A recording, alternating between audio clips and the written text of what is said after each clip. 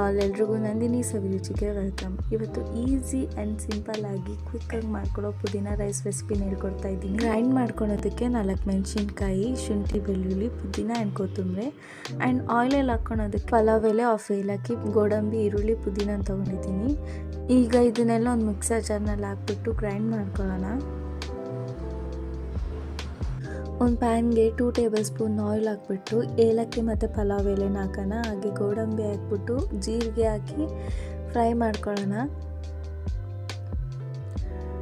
ಅದಕ್ಕೆ ಈರುಳ್ಳಿ ಆಮೇಲೆ ಪುದೀನ ಎಲೆ ಎತ್ತಿಟ್ಕೊಂಡಿದ್ವಲ್ಲ ಅದನ್ನು ಹಾಕ್ಬಿಟ್ಟು ಫ್ರೈ ಮಾಡ್ಕೊಳ್ಳೋಣ.